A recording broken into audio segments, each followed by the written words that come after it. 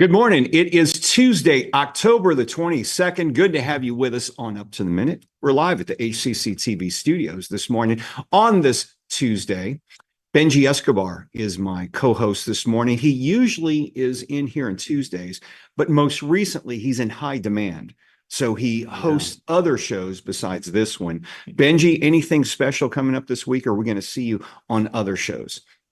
Not that I know of yet, but things change here constantly. So Yeah. it could happen. It could happen, and it probably will happen. So just keep in mind. But it's good to have you with us. I'm glad you made it. You seem to be on time these days, which is good for a live TV show. Yeah, I mean, when you have a self-driving car, I think you can get here a little bit quicker. Oh, yeah, that scares me even more. All right. All right. We're just going to let that one go. But hey, we appreciate all of you joining us live on this Tuesday morning. We're here most Mondays through Fridays, live at 10 a.m., except on special occasions. Benji, but they can always catch us in social media and on HCCTV as well. Yes, we are live on the Houston Community College District Facebook page, not HCC, but Houston Community College District. And we're also on YouTube, X, LinkedIn, and on HCCTV, our own TV channel, where you can catch a rebroadcast of this show at noon, 5 and 10 p.m., Monday through Friday. So, Benji, have you had a chance to vote yet? No, I wanted to go yesterday, but I'm going today. I already made that thing. Yeah. So get your plans. You can. Early voting has started, but there's also early voting taking place at our next guest location. Of course, not political. It's all for fun. We're joined now by Bobby Jucker, co-owner of Three Brothers Bakery. Good to see you, Bobby. You guys got a special thing going on. I guess this is kind of something you do every 4 years when there's a race. Yes, that's correct. Thanks for having us. Yeah, absolutely. And people can go to your location, buy a cookie to kind of let people know the candidate they could or may not be voting for. Is that right? That's right. And okay, we're very accurate. Very accurate. Good deal. Well, we're looking forward to hearing from you in a few moments. So stick around. Benji will be with you in about 10 minutes. Thanks.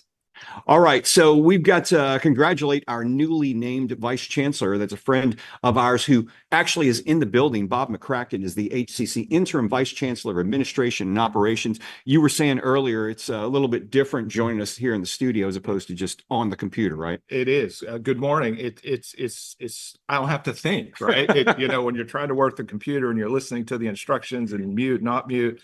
We've been doing Teams meetings now for 3 years? Yeah, I don't see those going away. And hitting that mute, unmute button is shockingly hard still to this day. Yeah. Well, we finally, after 4 years now, we're starting to get used to it. It seems like every year, and we work together on some of these, we're getting hit by more natural disasters, especially hurricanes. They seem to be getting more powerful. When we do get them in Houston, I don't know about the infrastructure, but it seems to go down each time. How are we looking forward, preparing for this as a major college? Yeah. So first, I think you're right. They are happening more frequently. If you go to NOAA and you look at the data over the last, 30 years, 40 years, each decade is more and more and more of them occurring, and they're becoming more damaging, partly because we have more stuff and more people in the places that they're hitting. But from an infrastructure standpoint, for us, it's really important that we take care of what's called the building envelope, right? Yeah. The roofs, the windows, the walls, making sure that drainage is clear, making sure that we're doing that maintenance, because the real damage after the wind is the rain and the flooding and the water. And the water really causes a long-term damage, particularly when you lose the power. Right. And so that's really important for us to get that piece managed. And, we're fortunate. Back in June, the Board of Trustees approved additional money for that kind of deferred maintenance to address those kinds of issues. And over the last couple of years, we've been able to put in some emergency generators to at least keep some basic building systems going when the power goes down. When we looked at Beryl that happened over the summer, and I know, do you have a better system now over the past, decade of being able to instantly know or very quickly know the damage and assess the damage that we've had across our campuses? How bad was it during Beryl when we had that? Yeah, we really got lucky. Yeah. Right. In terms of physical damages to our buildings, we had relatively little. Where we did, it was water, wind, and kind of rain. But we didn't have enough to file any kind of insurance claim. We didn't qualify for any kind of FEMA assistance because we just didn't have that much damages. the biggest issue for us was really as you know, the power being out, Yeah. right? And there's just so many things you can't do when the power's out. And Right. so that was really the delay, was waiting for the power to come back on at our facilities to run the chillers, Yeah. right? Because remember, this is middle of summer, so you can't put people in buildings that are just ridiculously hot. Right. We needed the power to come back on. And then, it takes a facility team roughly 24 hours to get in and inspect everything, make sure that none of the equipment was damaged with power fluctuations and that kind of thing. So, but we were really, really very fortunate. How do you weigh the decision when it's like time to come back, but you realize a lot of faculty, like in Beryl's situation, Yeah. a lot of faculty and staff were dealing with damage at their homes, their neighborhoods were damaged. How do you weigh that with you? I mean, obviously we want to make our students first, but you got to take in mind what the faculty and staff and the students are dealing with at their own homes. And it depends on the semester and where you're at in the semester. And so one of the problems with Beryl, it was such an early hurricane, right? That hit us so hard. We were in the 5-week session, right? And if I remember, we were at the tail end of the first summer session, the beginning of the second summer session. So that was finals week. It was critical. And then we had students who were rolling over and taking the class the next 5-week session. And so losing a whole week at that point in time was really, really hard for students to make up. And so that was part of the reason that we really pushed to come back, even though we had so many staff who were still dealing with power outages and even students dealing with power outages, because if there's in a 5-week class, if you miss a whole week, that's like missing 3 weeks out of the regular during semester. the summer. And so it's just really hard to make up. And so that was, you have to weigh that, like how can you come back safely is the first question, right? So are your buildings safe to come back? And then once the buildings are safe, can people safely get there? Right. And then the question is, okay, how many people do we have that are really able to come back? And we try to give people as much time as we can, but particularly in the case of Beryl, we really pushed because it was going to have a really big impact on students. We had Beryl. We kind of knew it was coming. It seemed like it shifted and it was coming to Houston very quickly within a span of a couple of days. But a month and a half before, we had that crazy storm derecho, which caused phenomenal damage here in the Houston and across the Harris County region. How do you deal with something like that when it just pops up out of nowhere? That one, I think, caught everybody by surprise, and it blew a path. And we saw, our Northeast campus, and it just knocked down every tree in the parking lot. You could just see them all just kind of laid down one after another. It picked up a portable building, and it picked it up and it moved it about 15 feet and set it up on a curb. It's just incredible. I came from where there were tornadoes all the time that were large, and but it was just straight line winds. It was something else. We actually, I think, had more damages from that storm than we did from Beryl. But again, we didn't have major damages. One of the things that's really helped us in the last couple of years with all of these storms, right? Insurance rates are just ridiculous, right?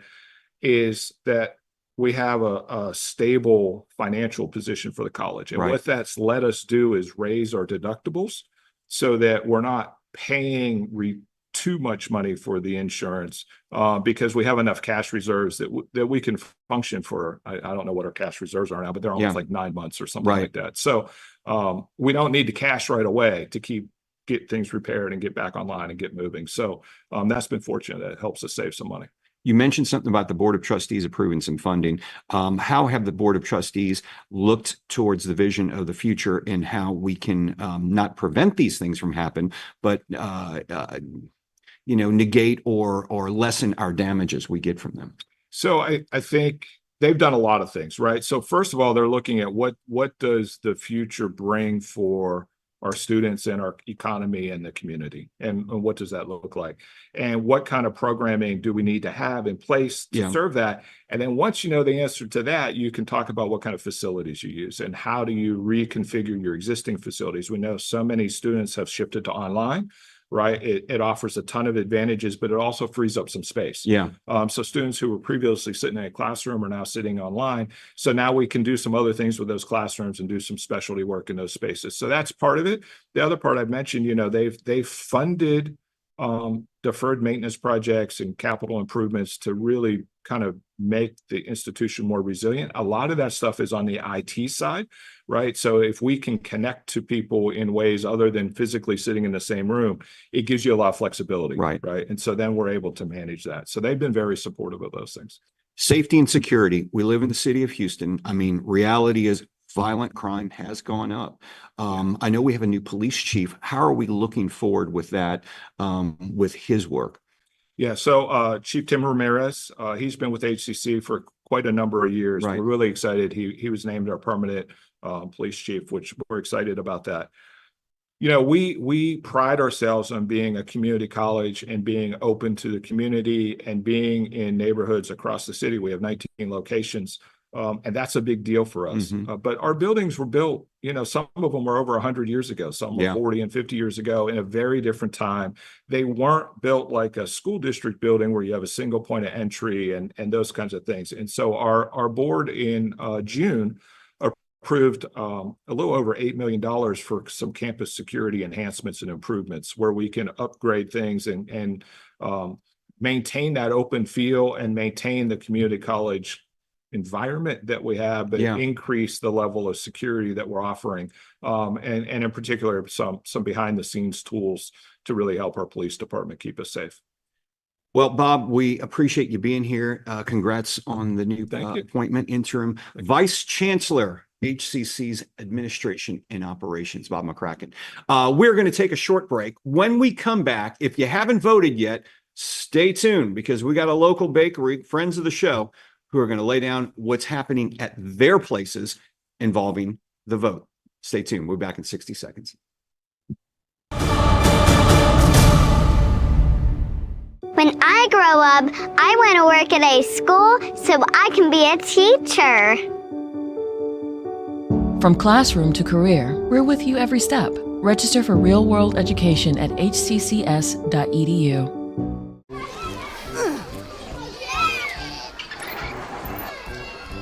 If you love them enough to crawl into a play place to get them to come down, then surely you'll check nhtsa.gov/the right seat to make sure they're in the right car seat. Today I'm going to talk to you about physics. Come on in, girls. Let's go. This is the first rocket to get humans to Mars. Really tall. I'm a rocket structural engineer designing and building parts of the rocket. You are the generation that will be stepping foot on Mars. Do I have a group of astronauts on my hands? Yes. You can become a rocket scientist or whatever else you want to be.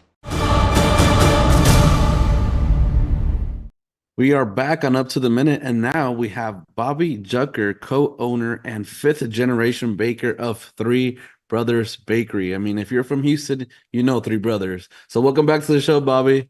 Thank you very much. Thanks for having us again. Of course. Before we get into the fun of politics, like we've been talking earlier, if you can call it what it is this year, let's give credit where it's due, right? And talk about about the bakery. And how long has Three Brothers Bakery been here in Houston, and how long has the family been baking for? So Three Brothers Bakery has been in business here in Houston. We're in our 76th year right now. Wow. Just completed our 75th anniversary. So we're in our 76th year here in Houston. And my family's been in the bakery business. Actually, this year will be 200 years in the bakery business in Europe. So long time in the bakery business. And their name to fame was they had a building that Napoleon once slept in. So awesome. I mean, I don't think many families can say that they have lineage going back 200 years, that there's still bakers in the family, right? I mean, anybody else? I've met one guy who was a fifth generation baker. Wow. And that's really it. So let's talk about how many locations you have now. I mean, you don't have just the original one, you have multiple now, right? We have 4 locations. We have our Braeswood location, which is 4036 South Braeswood. We have a location on Chimney Rock and Woodway. We have a location at Shepherd right past Washington, just past Shepherd on Mhm. Fowler. And we have one in Memorial City, which is right behind Memorial Hermann Hospital, um, which which is very, very close to the mall and Yeah. Memorial City Hospital and everything else. Yeah, good areas to have that stuff there. So let's talk about that cookie poll we were talking about earlier. And how did this even come about? How did this start?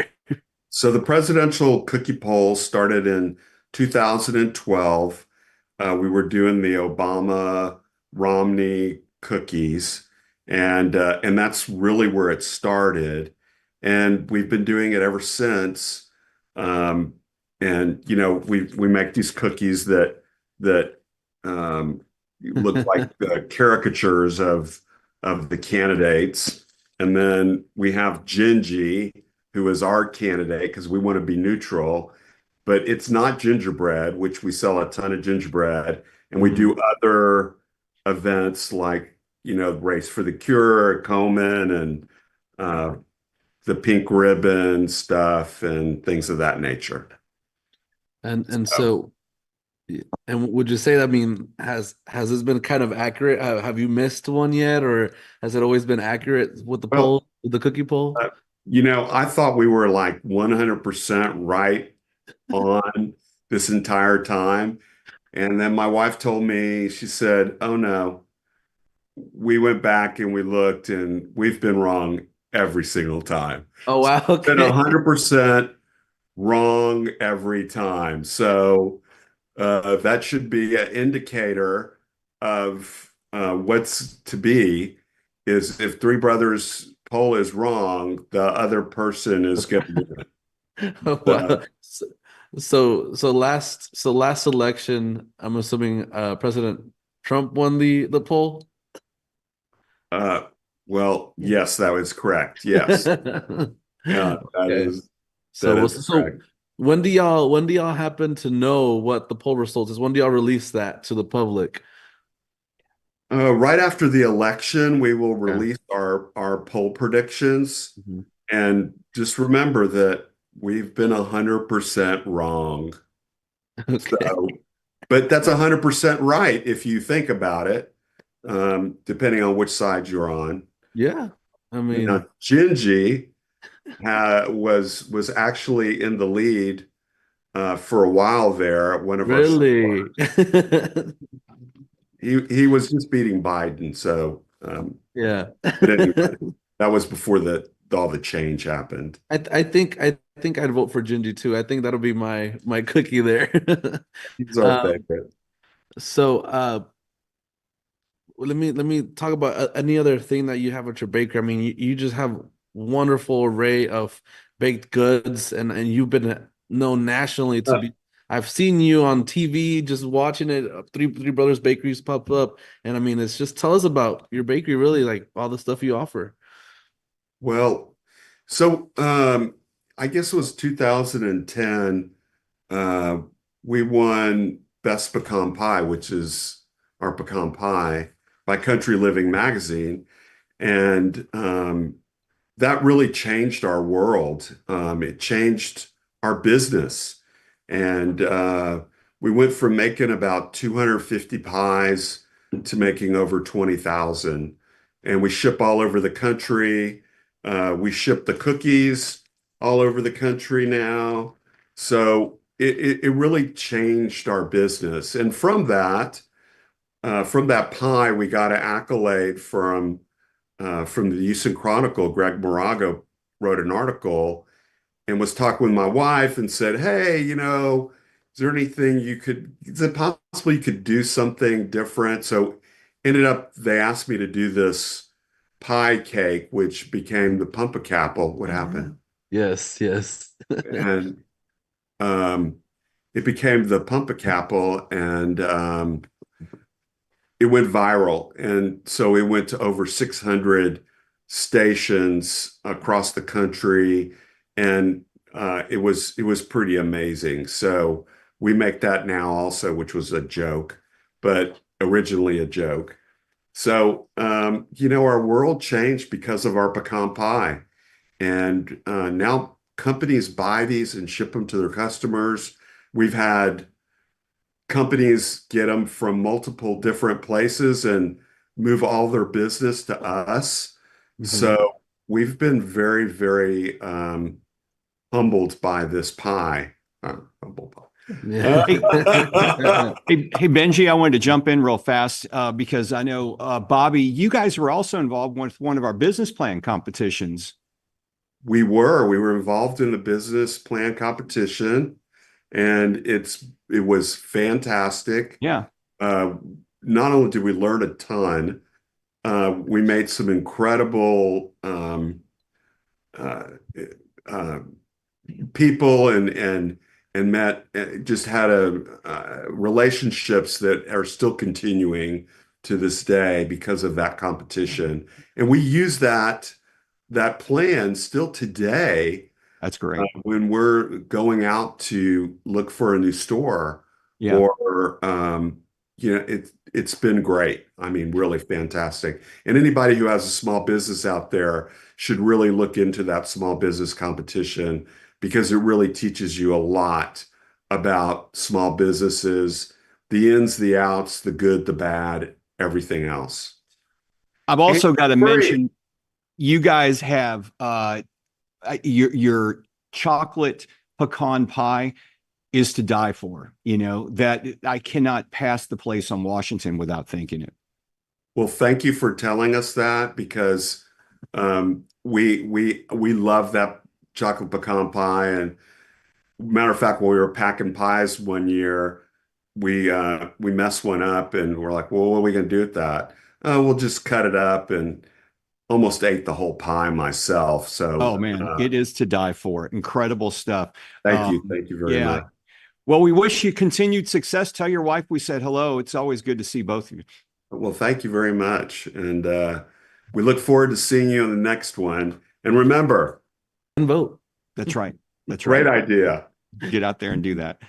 All right. Thanks, guys. We're going to take a short break. Benji and I will be back with a few announcements. We're back in 60 seconds. I want to work in a lab to build robots.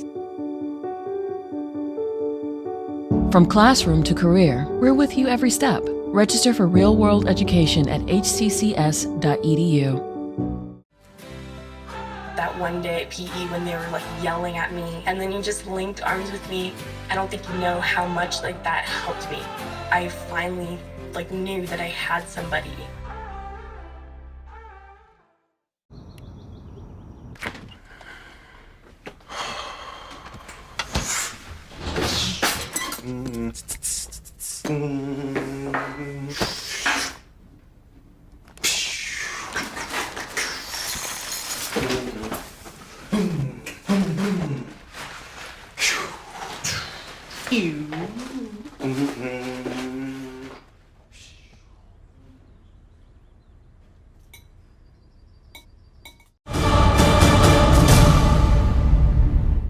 Welcome back to Up to the Minute. I'm Todd Duplantis. A few announcements, things happening across the district. One of them happening today. HCC Student Life says there's strength and awareness in hope and recovery. That's why we're hosting a drug and alcohol awareness event today. It is 11 a.m. to 1 p.m. today at the Eastside Student Life Center. Check our post out for more information right after the show. And we've also got something involving Central Wellness Center, Benji.